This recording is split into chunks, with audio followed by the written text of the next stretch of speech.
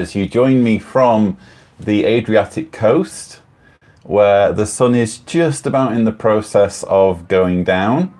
And I thought, while I'm here, why not do a live stream, a special Ask Cedars episode, so that you guys get to ask me some questions and I'll do my best to answer them. I'm here because, well, it's actually not that difficult to get to the Croatian coast from where I live, but this is a special occasion because I actually turn 39 tomorrow, believe it or not.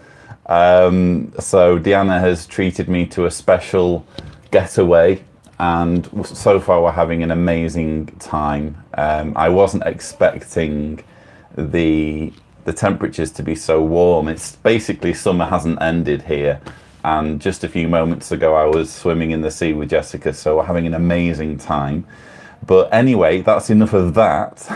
I see that there are some greetings coming in from all over the place. Gosh, there's a lot of you, aren't there? And thank you so much for taking the time to tune in. I realize, depending on where you are in America, it's probably the time when you want to be having a lie-in and being grateful that you don't have to go to the Sunday meeting. But thank you for tuning in nonetheless. I actually have some questions to get started with, because this is episode 5 of Ask Cedars. At the end of every episode, I ask for new questions. So if you think of any questions, by all means add them in the chat, and I will do my best to cover as many as I can, bearing in mind that there are now 130 of you watching. And thank you for all that. I can see some of the birthday wishes and the greetings from all over the place. So thank you so much. But I'll do my best to get through as many questions as possible. I do have some legacy questions, for want of a better term, from the previous episode. So I'm going to get through those, or as many as I can. First one is from Tom T on Twitter, who says, how would you reason with witnesses, family members, who are convinced that the religion is the truth due to personal experiences where they believe their prayers have been miraculously answered and that the odds of it being a coincidence are extremely remote?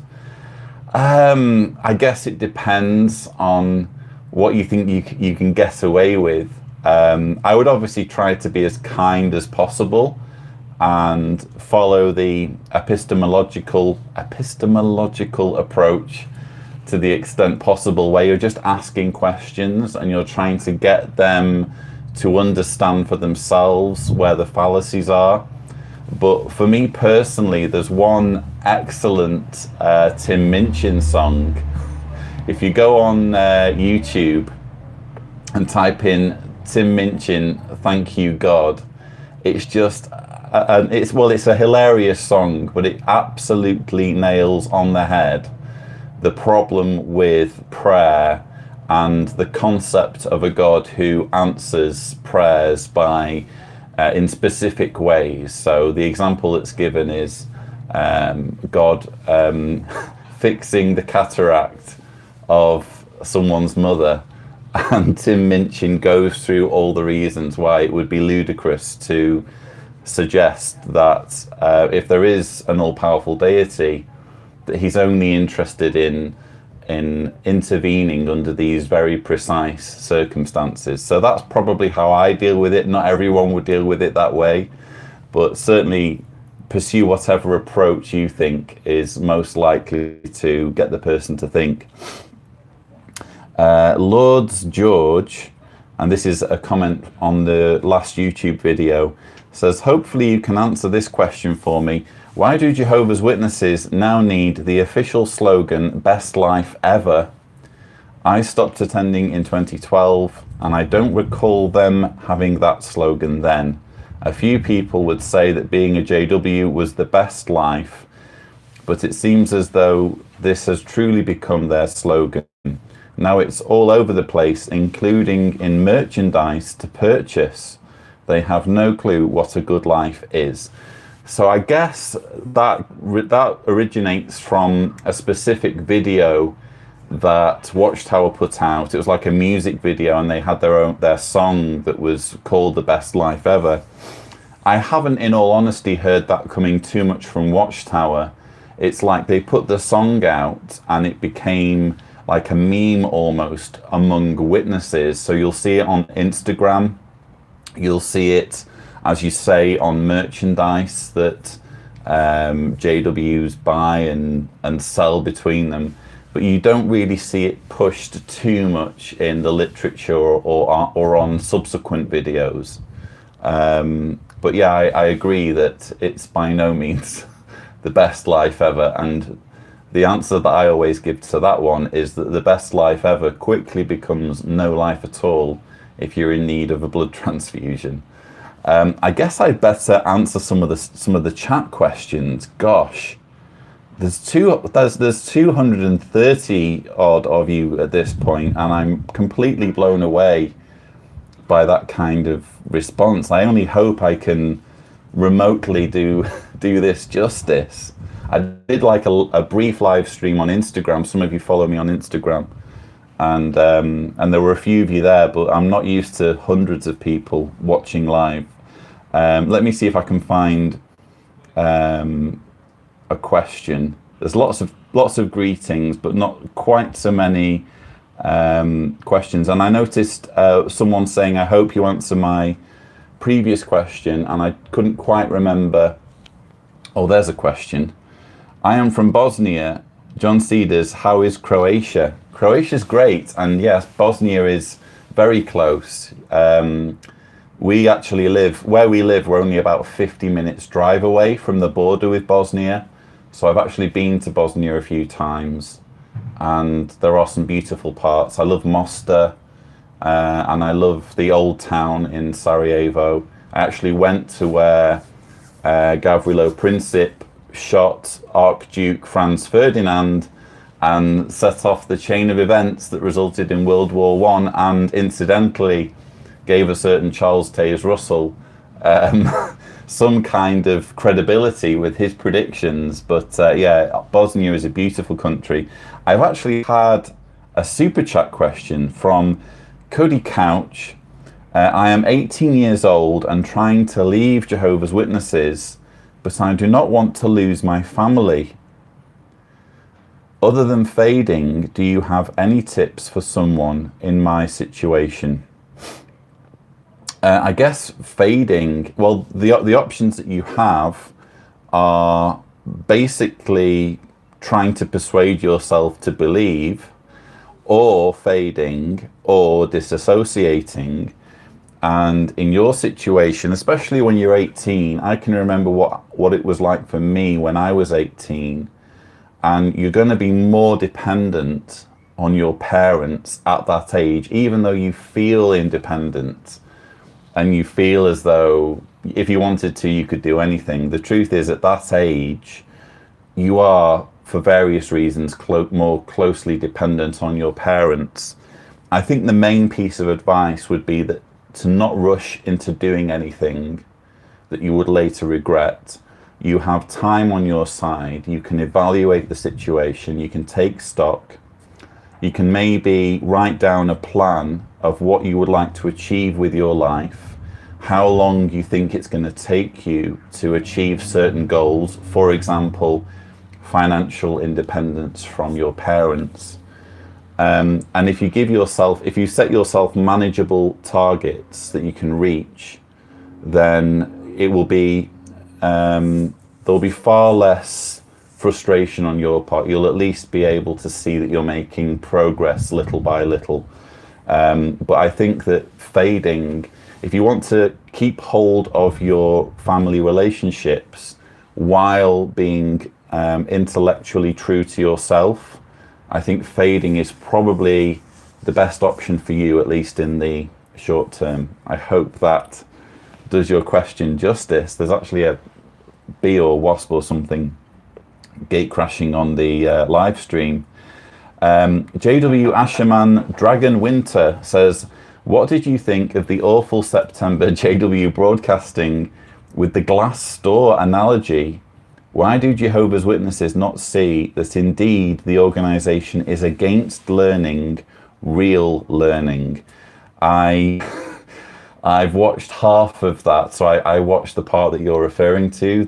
I mean, the analogy was just woeful, and those of you who've watched it will know what I'm talking about, what indeed you're referring to. But it was just woeful logic. Started off with a bad premise to begin with, and the illustration didn't work. And yeah, on the one hand, I'm looking forward to getting my teeth into it when I film the rebuttal.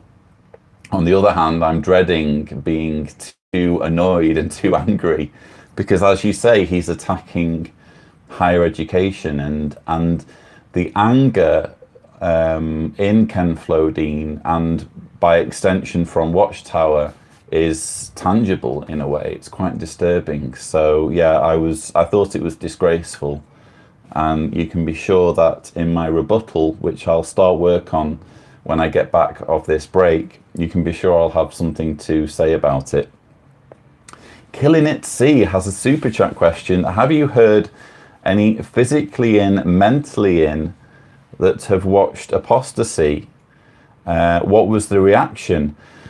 I heard that at one of the viewing, I think the viewing in Manchester, there were 2 elders, because that came up when I was interviewing Daniel, and he mentioned that there were 2 elders. And it's interesting that Daniel comes from Manchester originally, and I kind of floated the idea that it could possibly be some kind of judicial, have a judicial slant with it being 2 elders, because of course the 2 elders can then be 2 witnesses.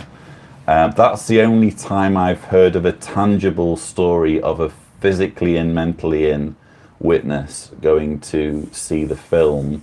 It wouldn't surprise me if out of all of the thousands of people who've watched Apostasy, that at least some of them are still indoctrinated but just want to see what all the fuss is about.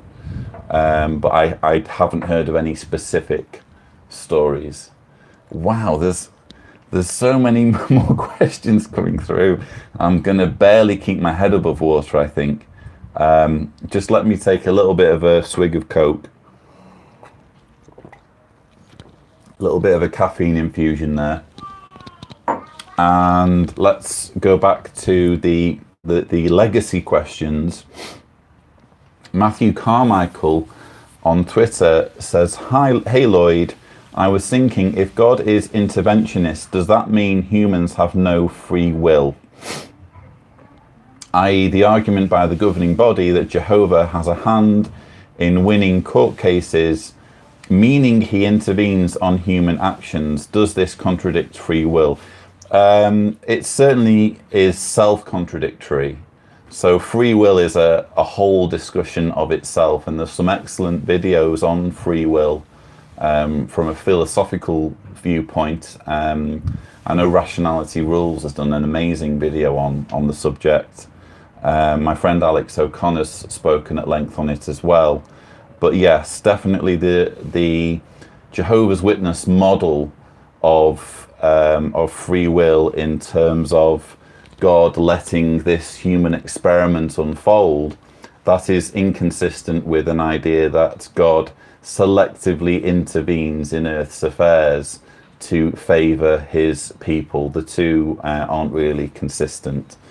And I've had a super chat question through. Let's see. Hi Lloyd, this is from XJW Carshare. Hi Lloyd, next time you're in the UK, preferably near Manchester, you should consider doing a car share episode with me. Wow.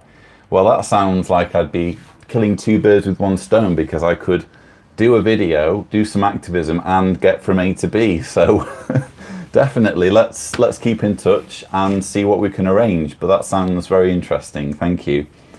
I want to see if I can find any other questions. Let's see in the chat. Do you think the JW, this is from Tracy Bennett, do you think the JW religion will ever completely go away? Not in the foreseeable future, and I'm referring to the Jehovah's Witness religion, because, and the reason I say that is because the Jehovah's Witness religion comes from the Bible student movement, and there are still Bible students, as you'll see if you watch my interview with my friend Peter Yike, who's an ex-Bible student, not an ex-Jehovah's Witness, an ex-Bible student. So if that movement's still around, even though all of Charles Taze Russell's predictions have failed spectacularly, then you can well imagine Jehovah's Witnesses being around for maybe even centuries from now. But I do doubt whether Watchtower can continue for a great deal of time, given the fact that it is such a commercial enterprise.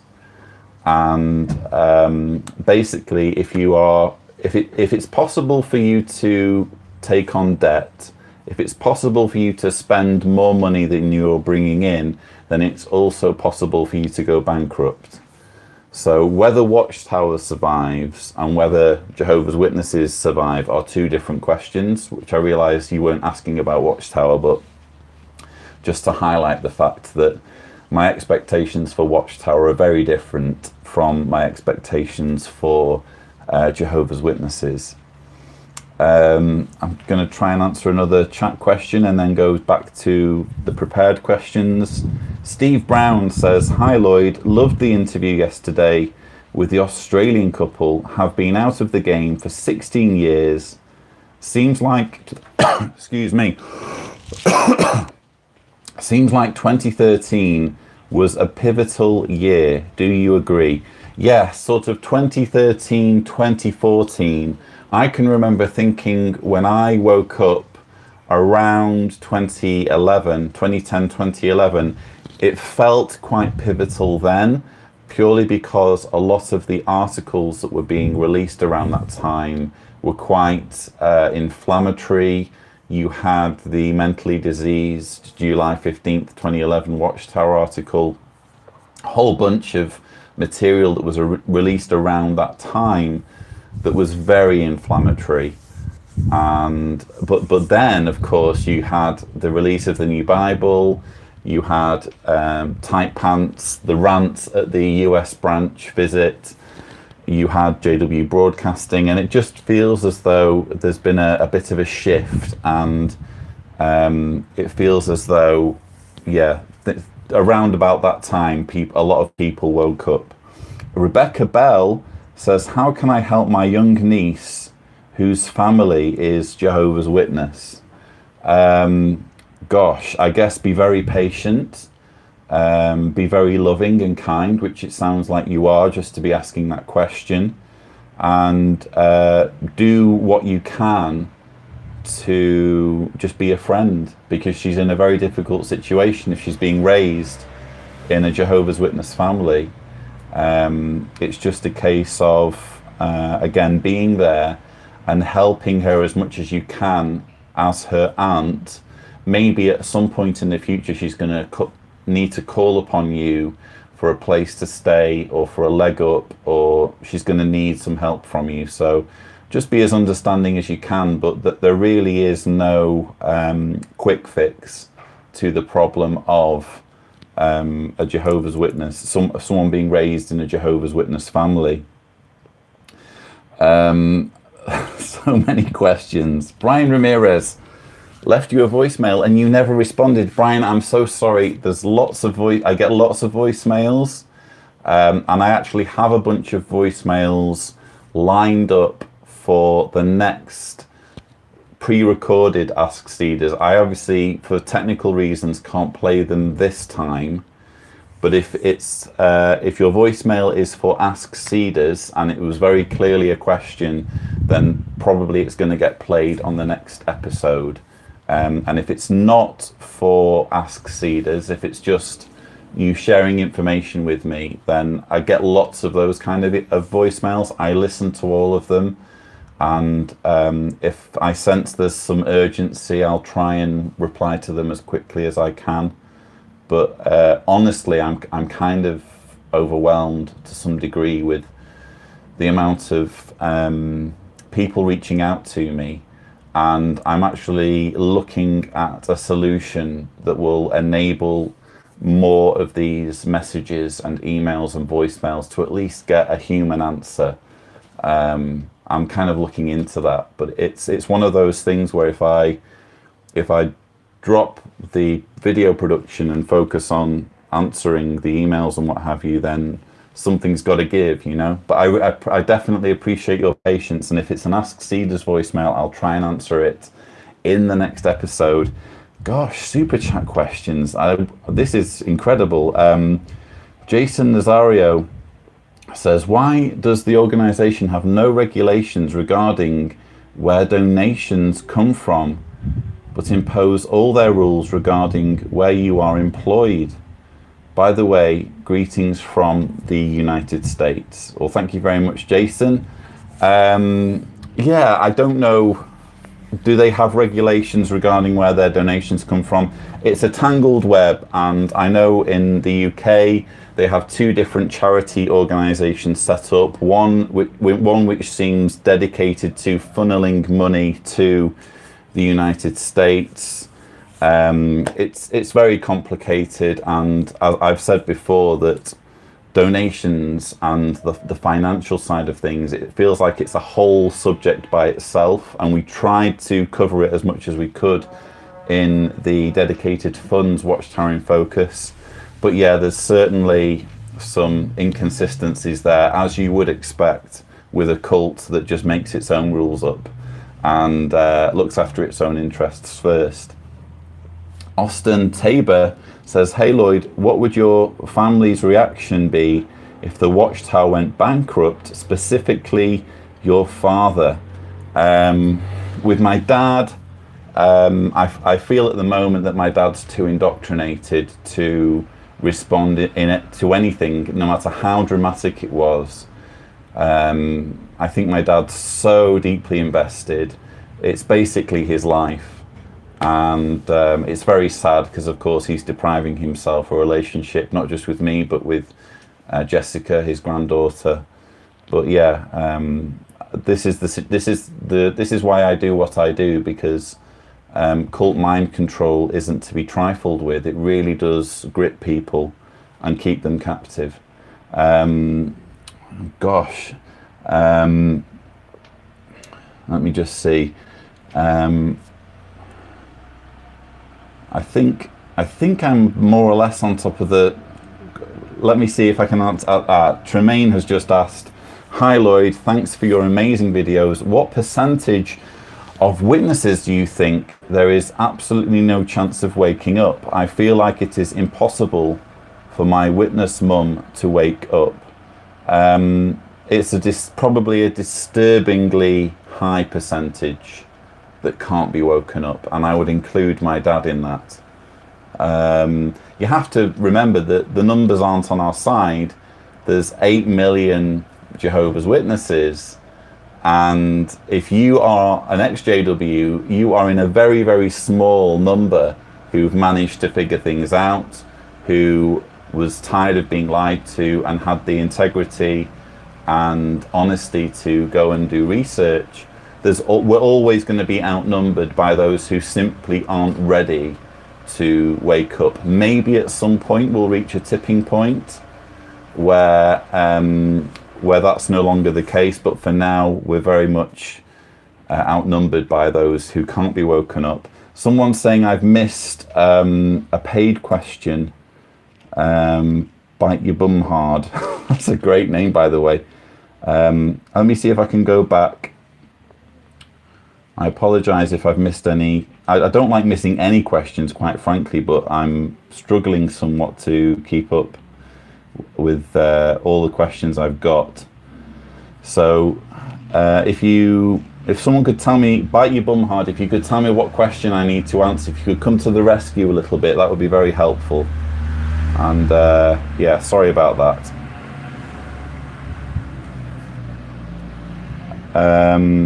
In the meantime, Onthan Henley, are there any beliefs, practices or doctrines that you still believe in after leaving the organisation? Thank you for digging that out, Bite Your Bum Hard. Are there any beliefs, practices, or doctrines that you still believe in? I guess I still kind of go along with the whole idea of looking after your health, but that's not something that's exclusive to Jehovah's Witnesses. So, for example, I've smoked a cigar once. I've tried that. It's okay to experiment, I guess, but I wouldn't become a smoker for various reasons. But of course, those reasons are no longer anything to do with Jehovah's Witness thinking or any kind of reverence for that religion. It's just purely that I don't want to get addicted to something that is harmful to my health. So that's the only thing I can really think of. Apart from that, there aren't really any beliefs or practices that I've held on to. Monica Owens says, "Hi Lloyd, it seems that the 1914 doctrine has to go away soon, or at least be radically revised soon because of the time that's passed. Do you have a prediction on how that may happen?" I agree that it has to go away. I think it kind of is overdue going away because, well, we're over 100 years now, so it's clearly, you can't call it a short period of time if it's over 100 years. So I think they're past the point where they needed to revise that. But yeah, I think that I think that the control that they have over Jehovah's Witnesses is so huge that they don't really need to come up with any kind of coherent replacement to the 1914 doctrine. I think that they could just say, oh, well, these are the last days and we are God's true organization because box ticking exercise, what other organization is doing this, this, this, this, and this?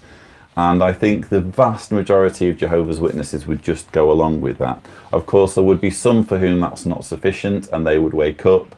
But I don't actually think that they need a coherent replacement to the 1914 doctrine in order to keep hold of people's loyalty. There's another super chat question. Hi Lloyd, it seems that, oh, well, I've already answered that. All right, someone's just sent me a gift. Thank you very much. I appreciate the gift. I appreciate the greetings. It's weird to be turning 39, nearly 40. It's weird to be basically halfway through my time on this planet, and over 2 decades of it was spent in the Jehovah's Witness organization.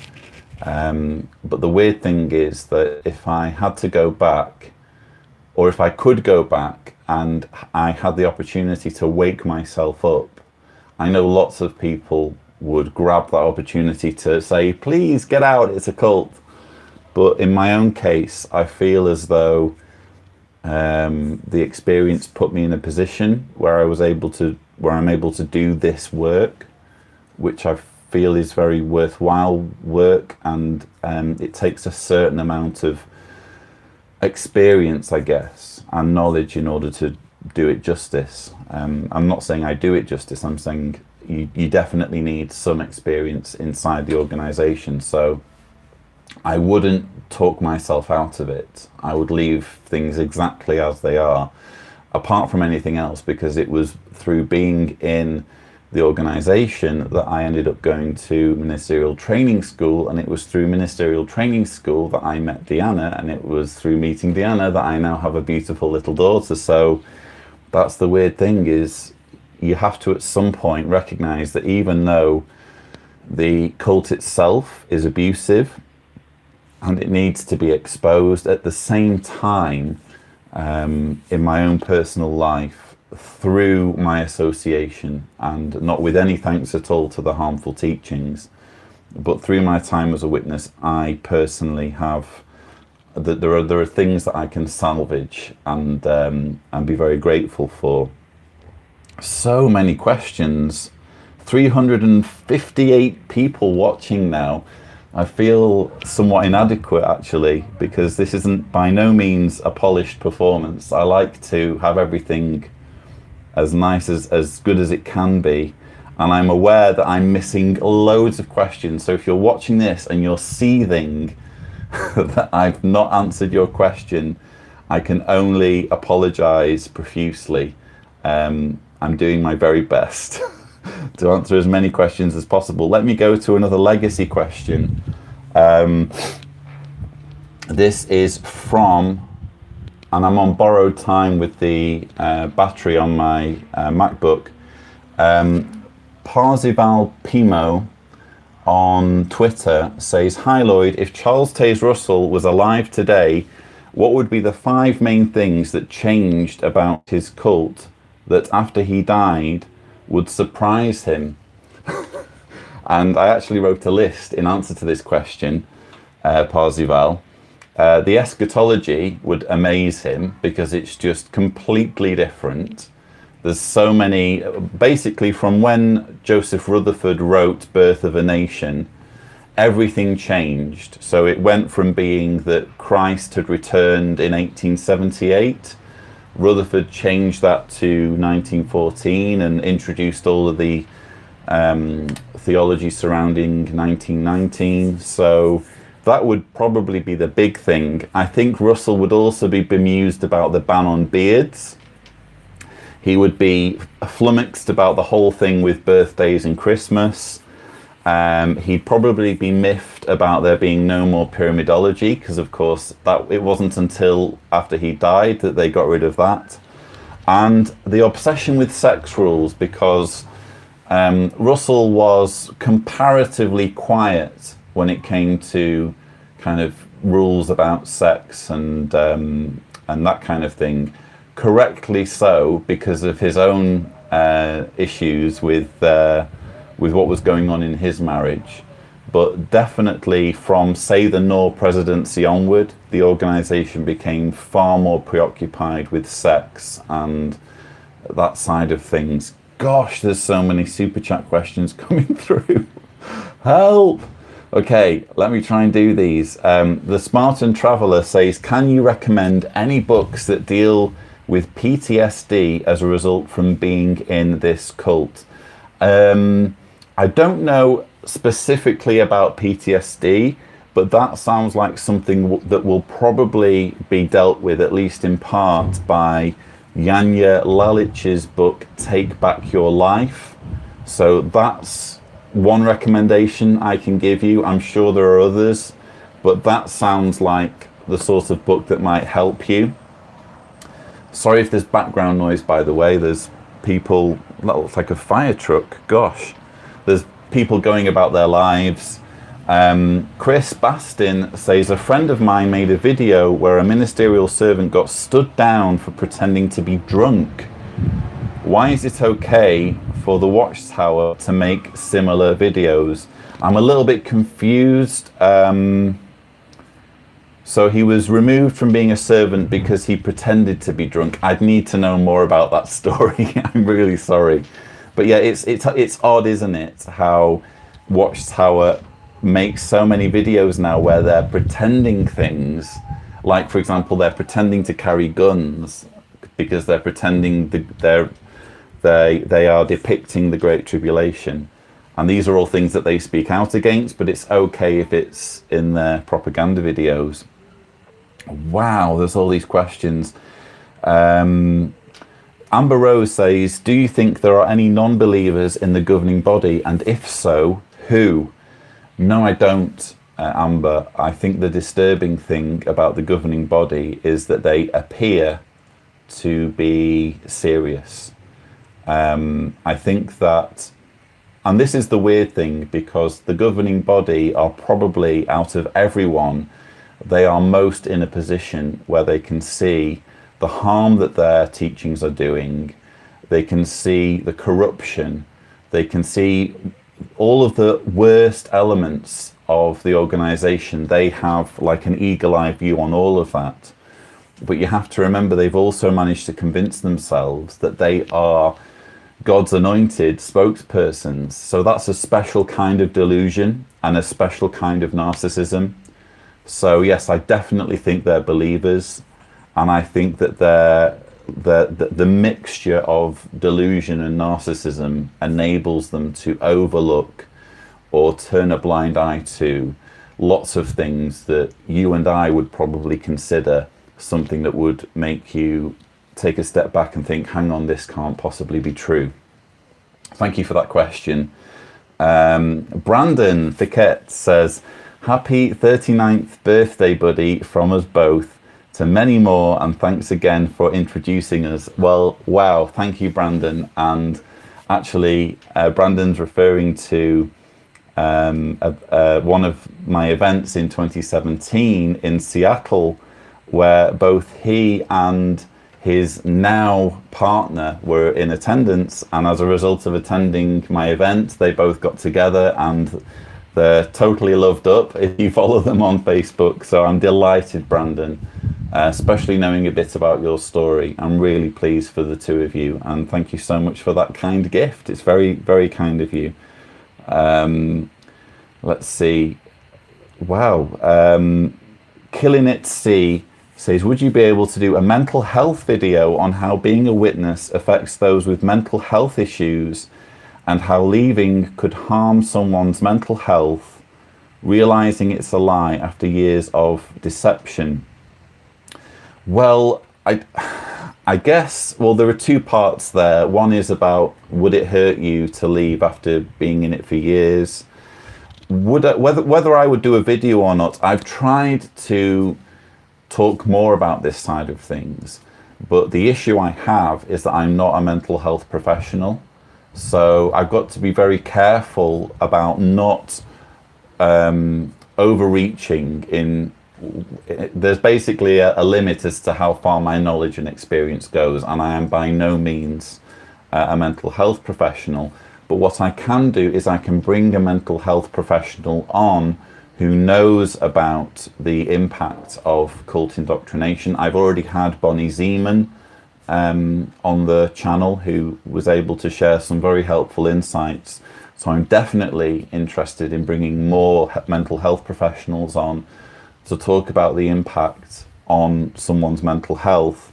But on your other point that you make, I actually think that it doesn't matter necessarily how many years you've been in, it's still beneficial to get out. And for example, quite often you'll hear people say, well, they're too old really now to wake up. It would be too distressing for them. And I can imagine that in some situations, but then again, I'm constantly getting emails and messages from people in their 60s and 70s who are saying, we've now woken up and we're so grateful that we get to spend at least the last few years living authentically and living in full control of our minds. So never underestimate the value of that, I guess is what I would say. Gosh, so many messages.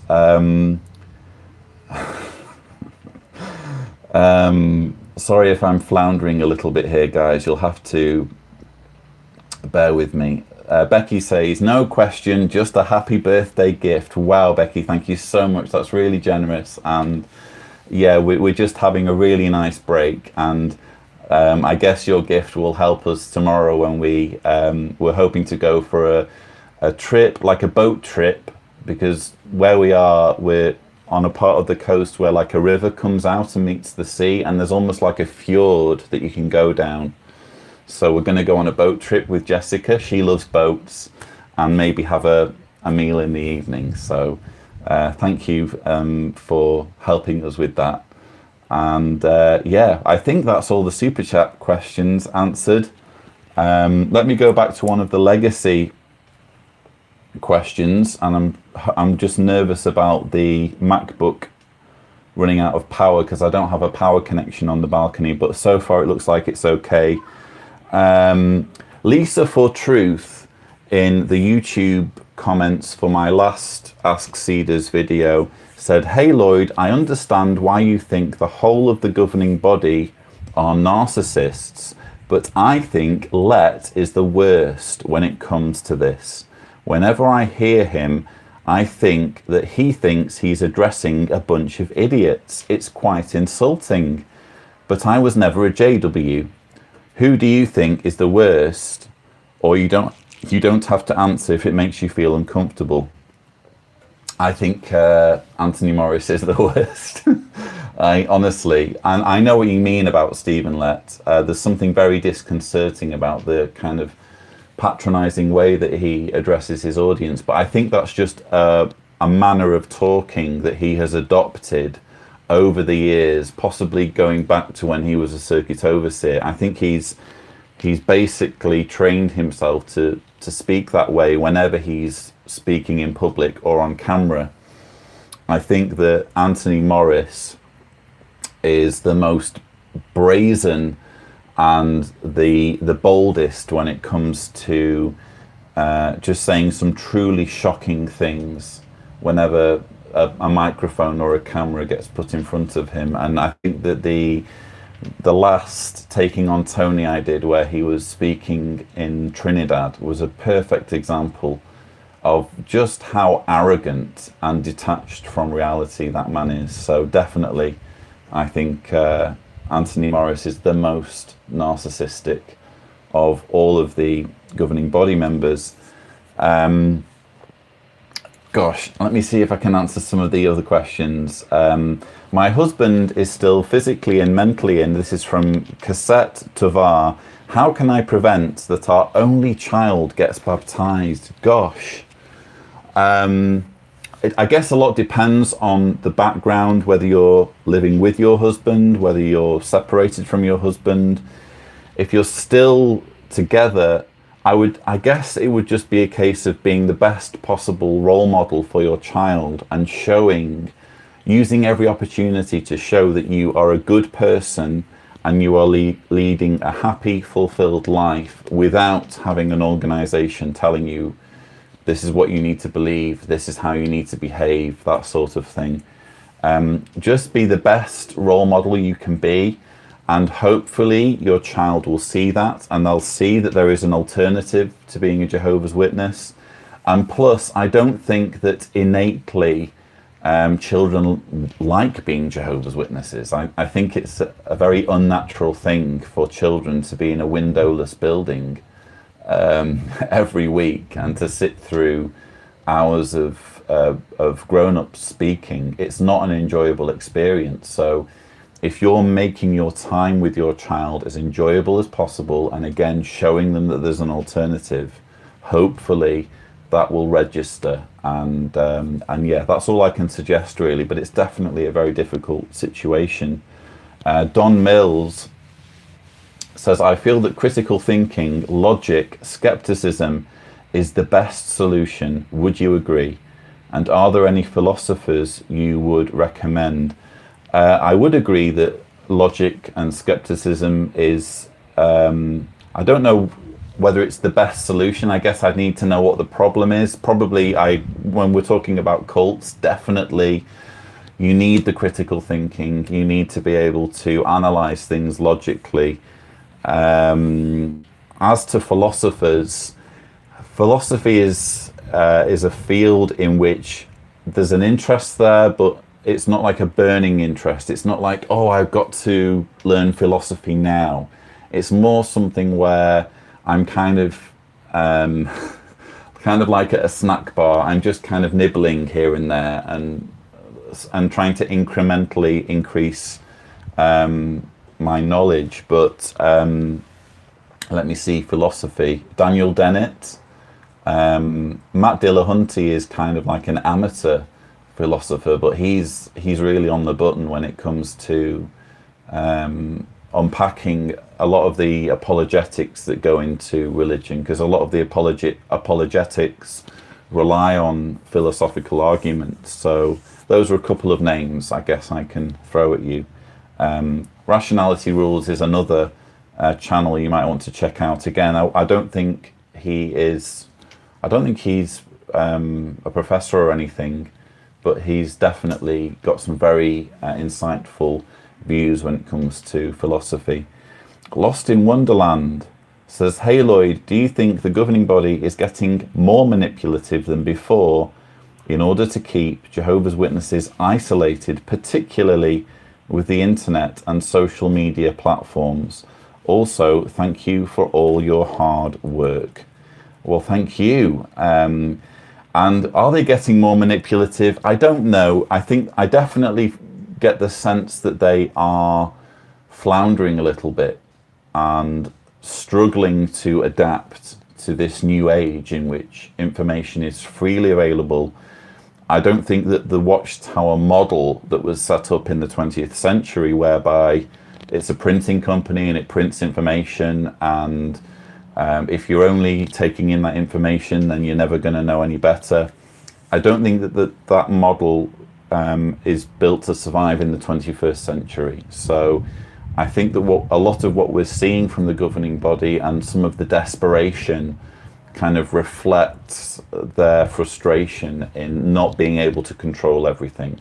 So I would suggest that we're going to see more frustration and, yes, possibly more manipulation the more desperate they get and the more they see how many people are leaving, because we can't really see. I mean, we can guess, we can do various breakdowns of the worldwide report numbers, but they're the ones who can really see how many people are leaving.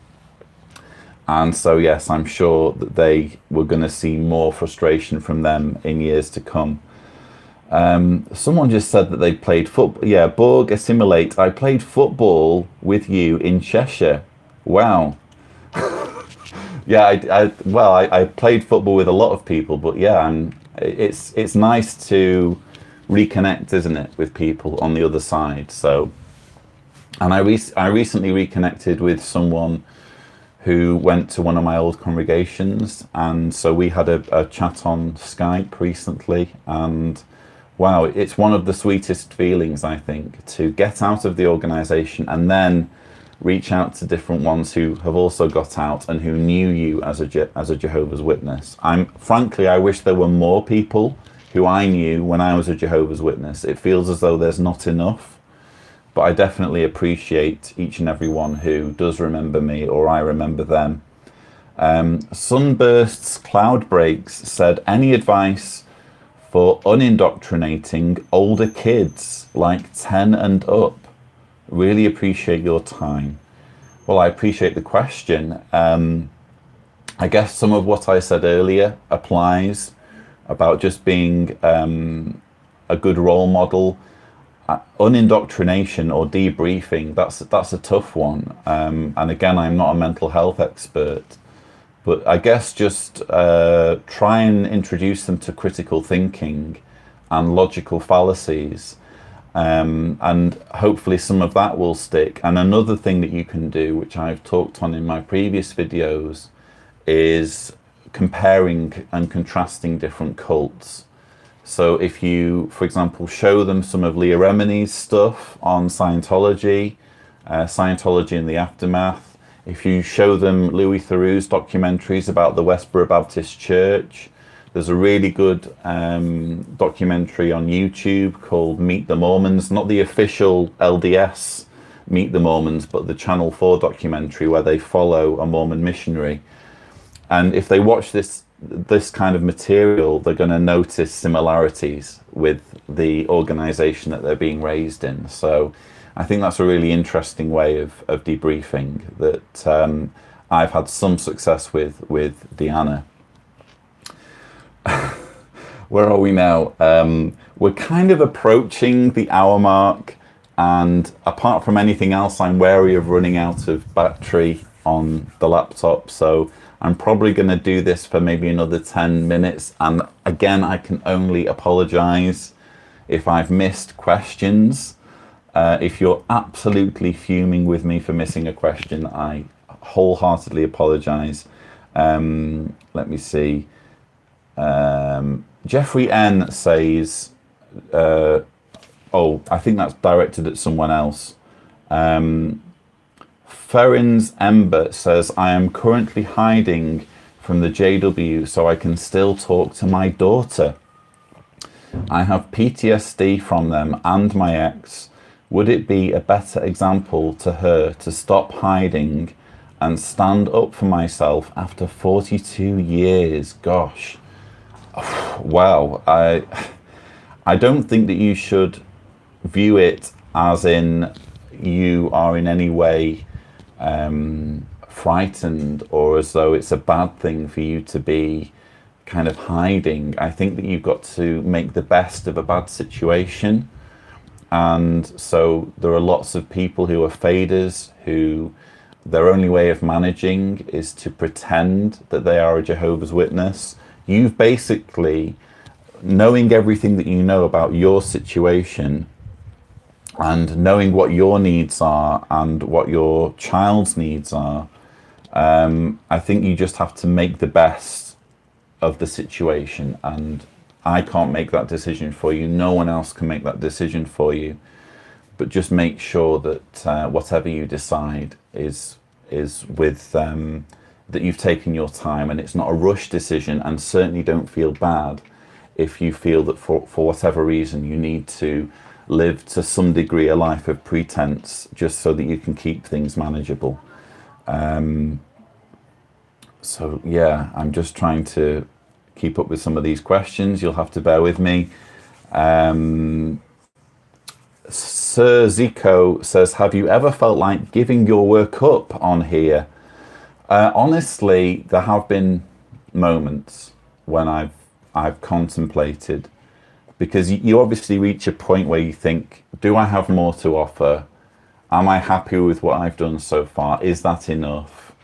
And because obviously you attract all sorts of negativity, especially in my case from fellow ex-witnesses, some of whom don't like the fact that I have a platform and they don't, or they disagree with me on something, and their frustration boils over and they start attacking me online. It can get very, very frustrating having to deal with all that kind of thing. And yes, there have been moments, and I'm sure there will continue to be moments, where when you're getting that kind of grief, some of which can be extremely personal, you think, is it worth it? Is it worth carrying on? Can I be happy with what I've done so far?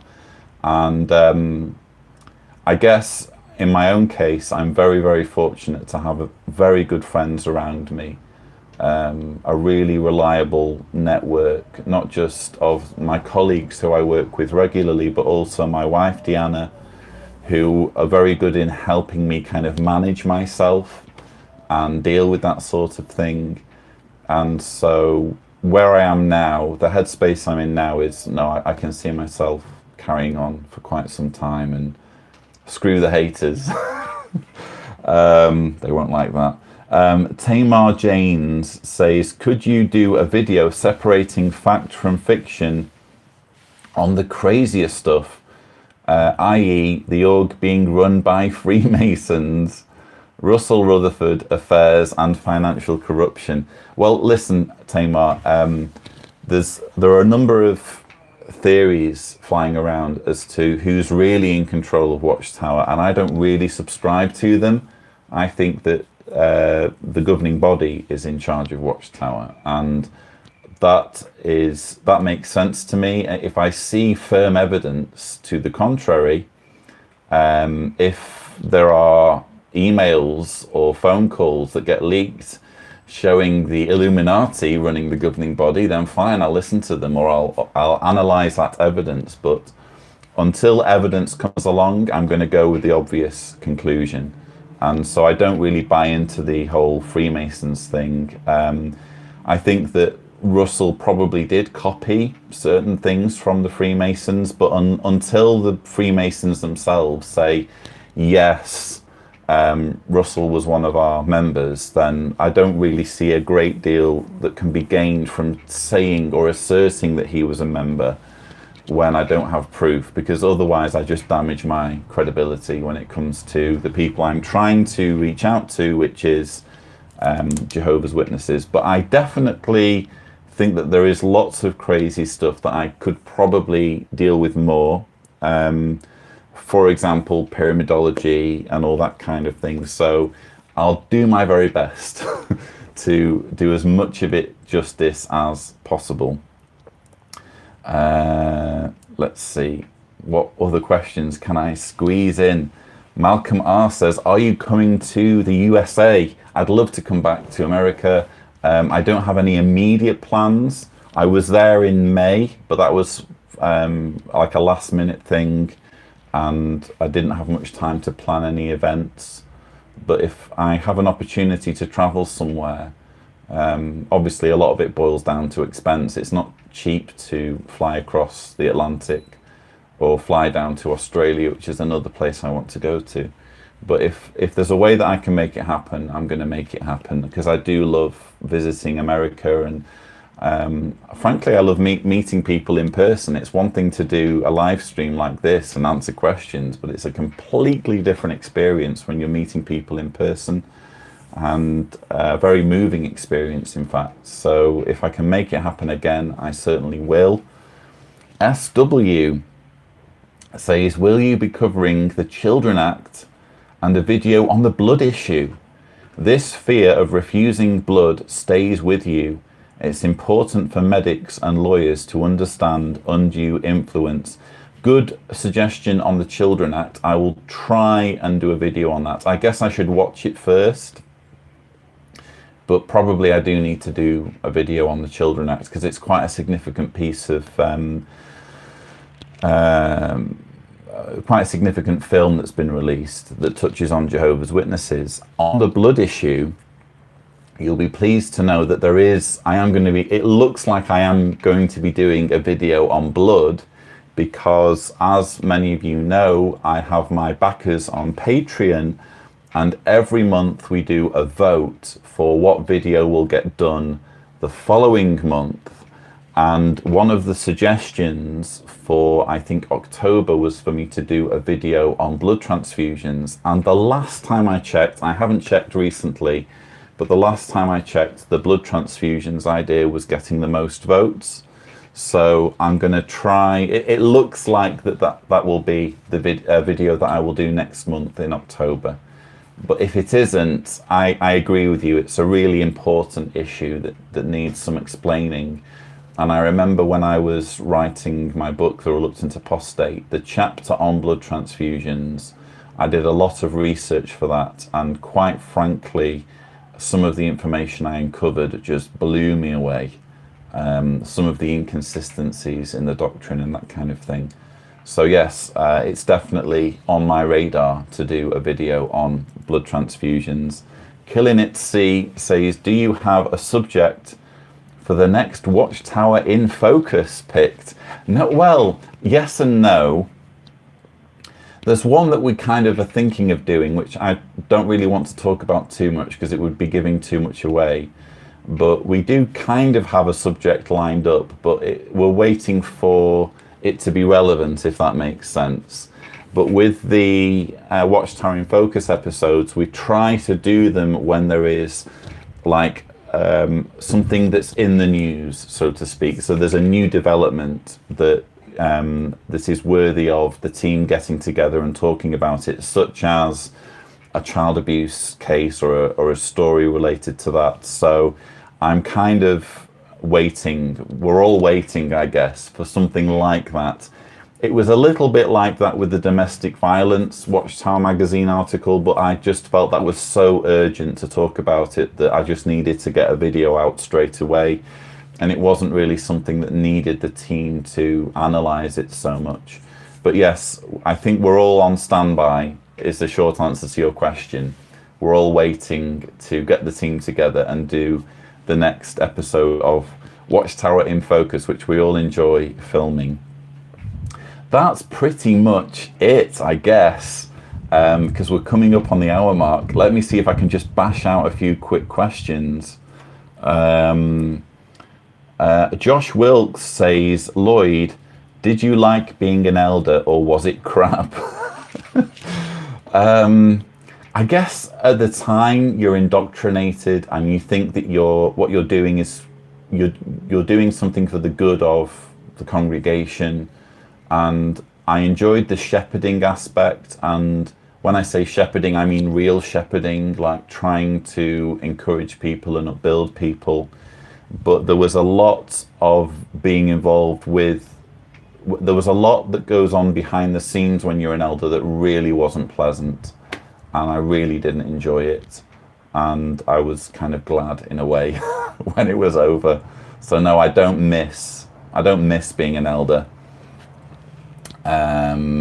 Let me see if I can bash out another question.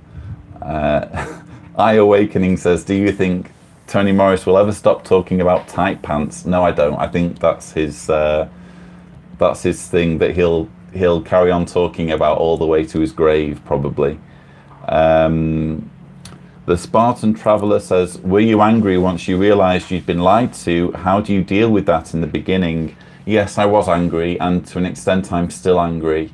But I deal with it by trying to take a negative and turn it into a positive, and that's through my activism work. So yes, it's kind of anger that fuels things. There's a real fire in my belly, but I think there's something beautiful in taking something that's negative and again turning it into a positive, which is what I try and do.